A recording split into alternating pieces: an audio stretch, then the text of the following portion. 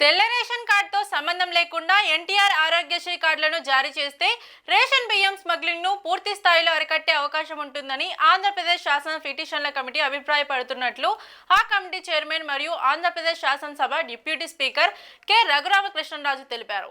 ఇదే విషయాన్ని ప్రస్తావిస్తూ రాష్ట్ర ప్రభుత్వానికి తమ కమిటీ త్వరలోనే ప్రతిపాదనలు పంపనున్నట్లు ఆయన తెలిపారు.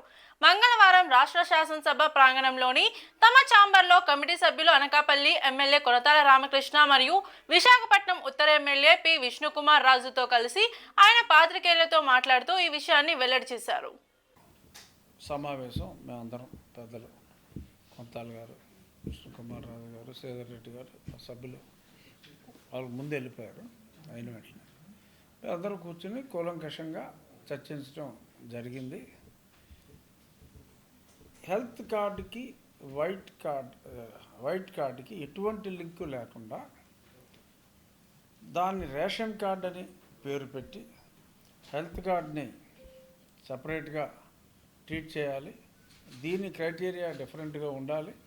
అలాగే ఈ మధ్య ముఖ్యమంత్రి గారు కూడా ప్రజలందరికీ ఎక్సెప్ట్ గవర్నమెంట్ ఎంప్లాయీస్ తప్ప, ఎందుకంటే వాళ్ళకి ఇతర సదుపాయాలు ఉన్నాయి కాబట్టి ఈ ఎక్స్పోర్ట్ వ్యవహారాలు, బియ్యం స్మగ్లింగ్ అంటారు, సరే పారబోసే బదులు విదేశాలకి ఎగుమతి ఏదైనా అనుకోండి, అది అక్కర్లేని అవసరం లేకుండా మనం ఈ బియ్యం ఇచ్చినందువల్ల వచ్చిన పరిస్థితి కాబట్టి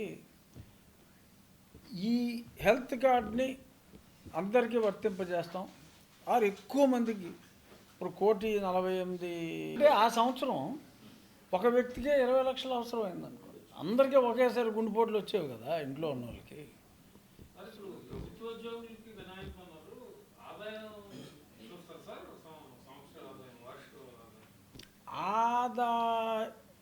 ప్రభుత్వం ఆలోచనలో ఉన్నదైతే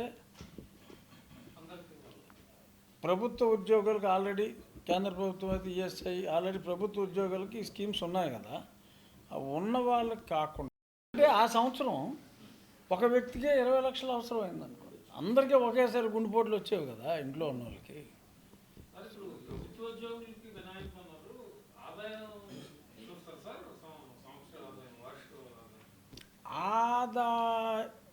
ప్రభుత్వం ఆలోచనలో ఉన్నదైతే